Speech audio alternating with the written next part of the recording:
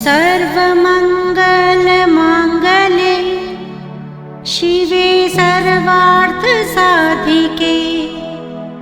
शरण्ये त्र्यम्बके गौरी नारायणी नमोस्तुते।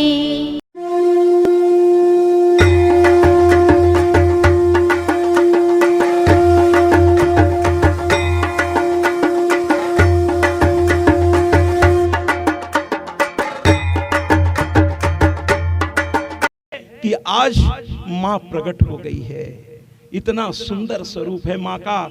आइए ना एक गीत के माध्यम से माँ की सुंदरता को और देखें और उसके बाद इसके बाद की गीत में मैं माँ की महिमा आपको बताऊंगा, लेकिन पहले माँ की सुंदरता तो निहार लें। बहुत दिनों के बाद आपके जीवन में, मैं तो हर कथा में 9-9 दिन चलता रहता हूँ, मुझे तो माँ की कृपा से ये सौभाग्य हमेशा मिलता रहता है। और माँ से यही विनती है कि जीवन के बचे हुए क्षण इनकी गाथा गाते हुए निकल जाए, और जिस दिन मेरे प्राण निकलें उस दिन भी मैं माँ की अंतिम 9 दिन की कथा पूरी करके यजमान से विदा लेकर अपने घर पहुंचूं और माँ के मंदिर में प्राण त्याग दूं। तो आइए ना देखते हैं माँ तुम कितनी सुंदर हो। आज माँ से ही पूछ लेते हैं, खुद से जवाब नहीं मिल रहा ना। ब्रह्मा जी जिसकी सुंदरता के बारे में, जिसके बारे में नहीं बता सके, विष्णु नहीं बता सकते हैं, महादेव भी नहीं बता सकते, कार्तिकेय 6 मुख से नहीं बता पाए अगस्त्य ऋषि को।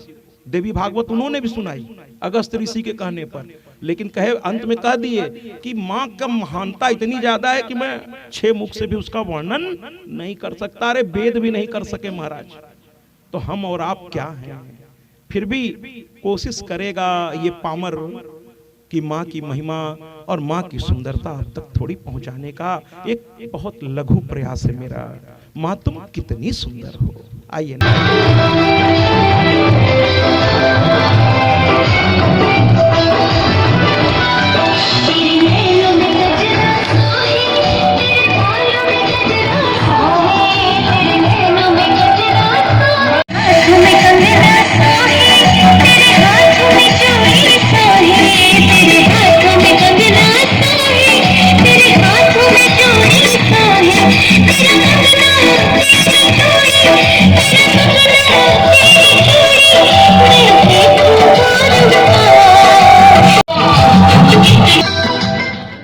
और देवी शब्द, कृपया बात नहीं करेंगे, देवी शब्द संस्कृत के दिव धातु से बना है, दिव धातु से।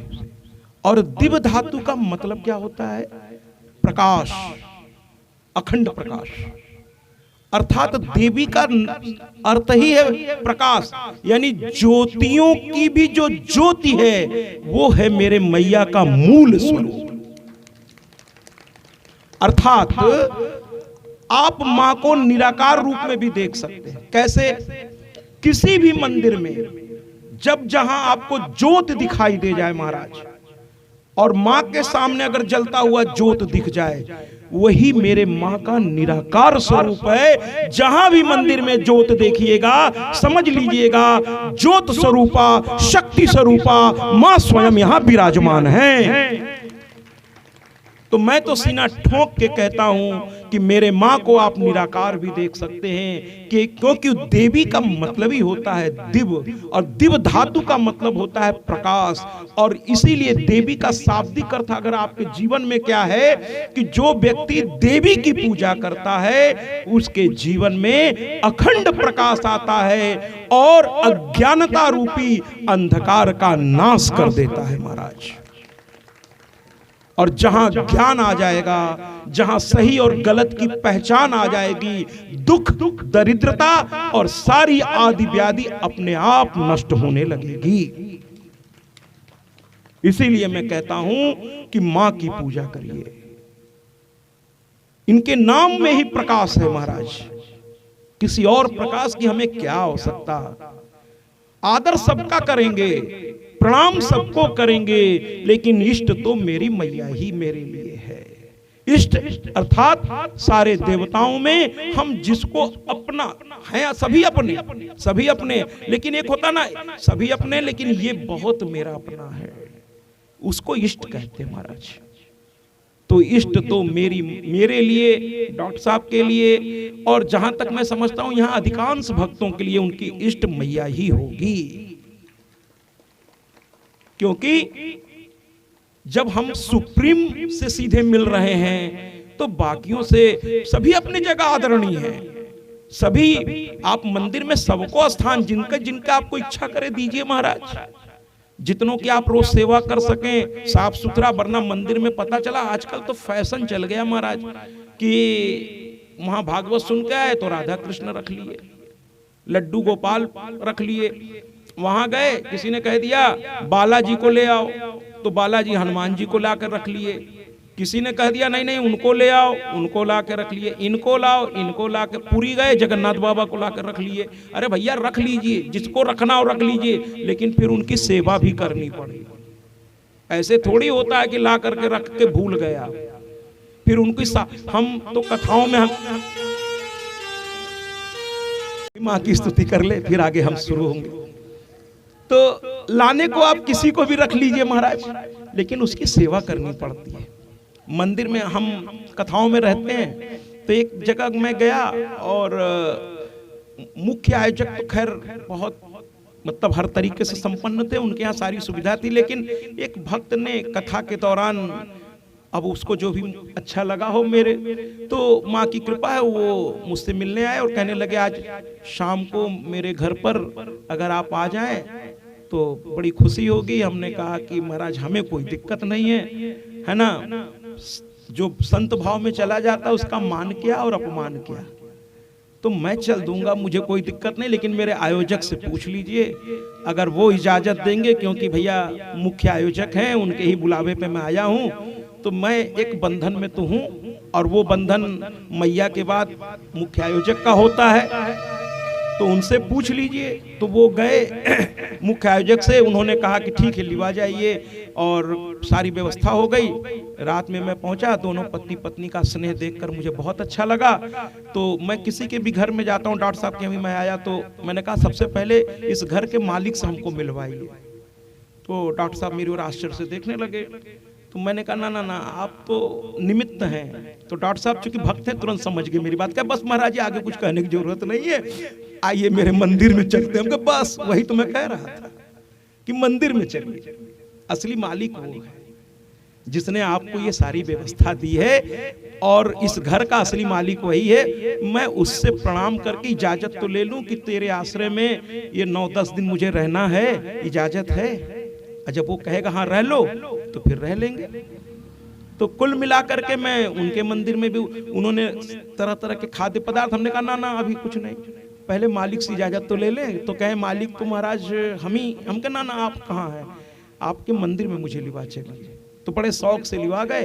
देखा उन्होंने 2 अलमारी के 2 हिस्से में पूरे मूर्तियों से, जिसको कहते हैं भरना नहीं कहते, ठूंसना, एकदम ठूंस डाले थे। कोई देवी देवता छोड़ा नहीं था शायद।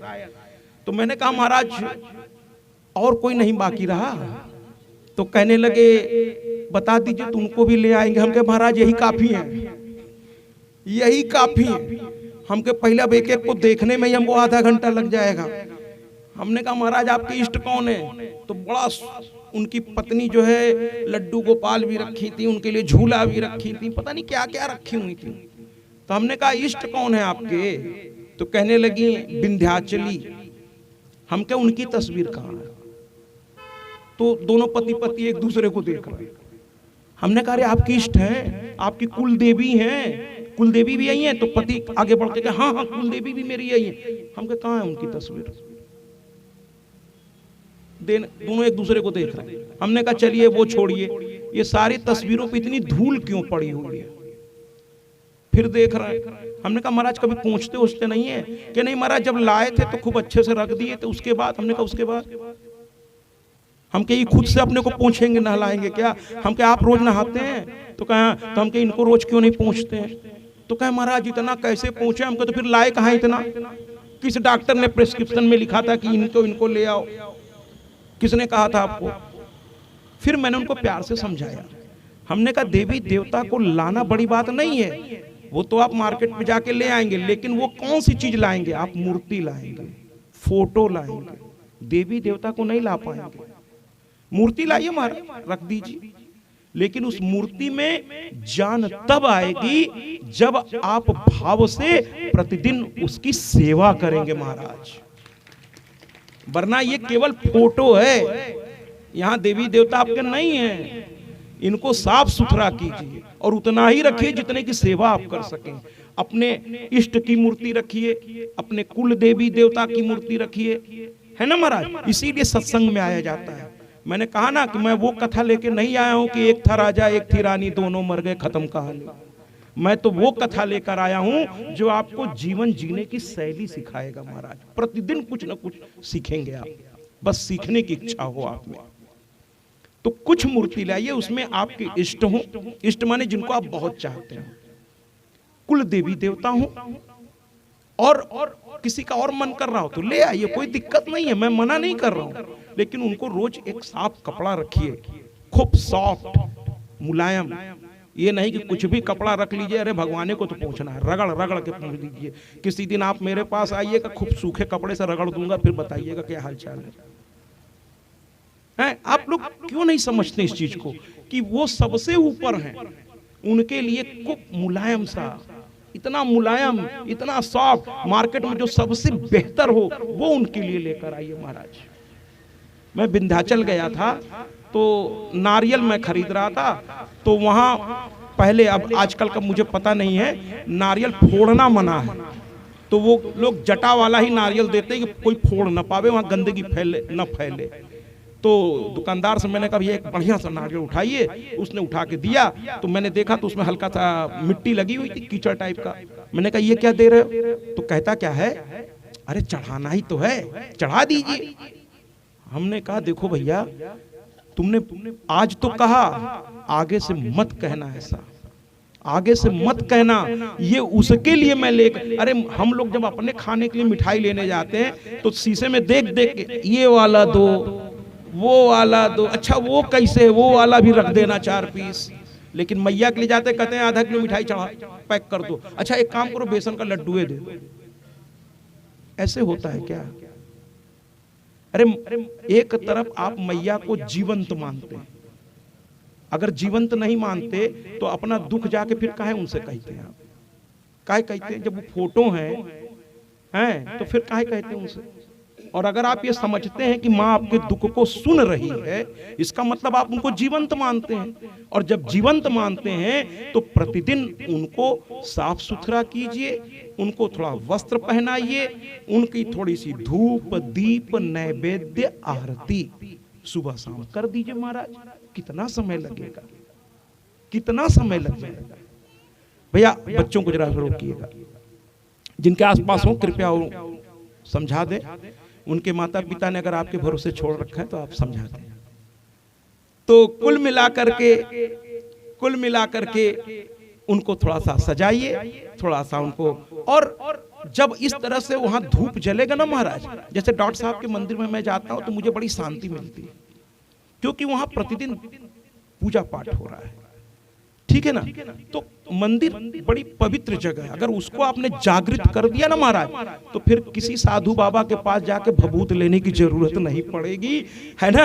आपके मंदिर से ही सब कुछ हो जाएगा, किसी के पास जाने की आपको जरूरत नहीं पड़ेगी। आप अपने मंदिर को जागृत कीजिए, है ना, वहीं फिर जाके अपने दुख को सुना दीजिए। भगवान सुनते भी हैं और भगवान जवाब भी देते हैं। अब आप कहेंगे नहीं देते महाराज, अरे कैसे नहीं देते? आप कोई गलत काम करने चलिए, मन में से एक बार जरूर आवाज आती है मत करो वरना फंस जाओगे। आती है कि नहीं आती? बचपन से लेके अब तक याद कीजिए, पहली बार लड्डू चुराने फ्रिज में आप बढ़े थे कि मम्मी सो रही है एक लड्डू खा लेते, तब भी आवाज आई थी मम्मी सुन लेगी या कोई भाई शिकायत कर देगा। जैसे अभी एक दिन मैंने देखा कि डॉक्टर साहब का छोटा बच्चा शायद टीवी देख रहा था, बड़े वाले ने मना किया, नहीं माना, तो उसने वीडियो बनाई और डॉक्टर साहब पर भेज दी। अब डॉक्टर साहब ने उसकी क्लास लगा दी, ऐसे भी प्रिंसिपल है, तो क्लास लगा दी उसकी। मेरे सामने आया तो छुप रहा था अपनी मामी के पीछे, कभी उसके पीछे। डॉक्टर साहब ने कहा देख लीजिए मेरे सुपुत्र है ये अभी टीवी देख रहे थे कि अभी भी छुप रहा है, तो छुप रहा। तो मैंने कहा डॉक्टर साहब अब ये नहीं करेगा दोबारा, क्योंकि पिता के नाते आपने समझा दिया है, दोबारा ये नहीं करा। देखिए कथा में बैठा है, कितने भाव से बैठा है, इसका स्वागत है। तो कहने का मतलब है कि माँ के निराकार स्वरूप को भी हम देख सकते हैं, साकार को भी। और ऐसी जगत जननी, ऐसी जगदम्बा जिसका वेदों ने भी महिमा गाया है। और आज के पूरे इस प्रसंग में 3 घंटे कथा में ये आखिरी गीत बजेगा, लेकिन इसमें नृत्य नहीं करेंगे हम, क्योंकि इसमें माँ की महिमा कि माँ वेदों ने जो तेरी महिमा कही है, माँ वेदों ने जो तेरी महिमा कही है, सही है, सही है, सही है, सही है। आइए ना इस गीत के माध्यम से माँ को प्रणाम करें और उसके बाद माँ ब्रह्मा जी से प्रश्न पूछेगी कि मुझको क्यों बुलाया। उसके बाद देखिएगा अब क्या क्या होने वाला है। आइए ना, माँ वेदों ने जो तेरी महिमा कही है। और की भैया, मैंने कई बार कहा है कि ये कथा केवल यहाँ नहीं हो रही है, ये कथा 117 देश लाइव देख रहा है महाराज। मैंने कई दिन से ये बता रहा हूँ लगातार कि ये बच्चा जो है नेट के माध्यम से इस पूरी घटनाक्रम को प्रयागराज भेज रहा है लगातार। प्रयागराज में एक फर्म है जिससे हमारा कांटेक्ट है, और वो फर्म में वहाँ 2 इंजीनियर्स, ये बच्चा भी इंजीनियर है, इलेक्ट्रिकल इलेक्ट्रॉनिक्स है, और एक वहाँ भी 2 लोग बैठे, बड़ी सी स्क्रीन लगी हुई है। आपकी एक एक हरकत वहाँ जा रही है महाराज। और आप सभी प्रतिदिन जो लोग यहाँ कई दिन से आ रहे हैं, वो लोग प्रतिदिन की कथा रात 11 बजे से अपने अपने मोबाइल पर देख भी पा रहे होंगे। मैं भी उसको फिर से डिटेल कर दे रहा हूँ। तो ये कथा सीधे प्रयागराज के उस फर्म में जा रही है। वहाँ 2 बड़े बड़े स्क्रीन पर 2 लोग लगे हुए हैं, एक एक चीज एडिटिंग हो रही है, और इस बच्चे के पास उनका वहाँ से जो कमियां हो रही है वो बता रहे हैं। ये बच्चा यहाँ से उनको बोल रहा है ना, ये कान में जो कनेक्टेड है इसके, ये लगातार संपर्क में है लोग। माने ये कथा बहुत माँ की कृपा है कि बहुत बड़े लेवल पर डॉक्टर साहब ने यहाँ पर आयोजन किया है। और मैं जहाँ भी जाता हूँ मेरे कथा का यही तरीका है, क्योंकि मैंने कहा मैं एक माँ की कृपा से आदरणीय पद पर कार्यरत रह चुका हूँ, तो मेरे काम करने का अपना गई। माँ की महिमा का हम लोगों ने वर्णन कर लिया। अब माँ ने ब्रह्मा जी से पूछा, क्या पूछा ब्रह्मा जी से? अरे पुत्र, तुमने हमें क्यों बुलाया? ब्रह्मा जी थोड़ा सक पका गए। भाई किसी बहुत वीआईपी को आप बुला तो ले लेंगे, लेकिन उसके हिसाब से फिर आपको व्यवस्था देनी पड़ती है महाराज। ठीक है, कोई बड़ी शक्ति को आपने आवाहन कर दिया तो अब उसके हिसाब से सारी व्यवस्था भी आपको देखनी पड़ेगी। तो कुल मिलाकर के ब्रह्मा जी से पूछा माँ ने, क्यों बुलाया मुझे? तो ब्रह्मा जी थोड़ा घबरा गए, कहने लगे अरे माँ, हम लोग तकलीफ में थे, महिषासुर ने बड़ा, देखिए आसुरी प्रवृत्ति क्या होती है महाराज, वो बता देते हैं कि हम यहाँ आ गए हैं। वो ऐसी ऐसी हरकत करेंगे कि वो बता देंगे कि हम आम व्यक्ति या अच्छे व्यक्ति नहीं हैं, हम असुर हैं,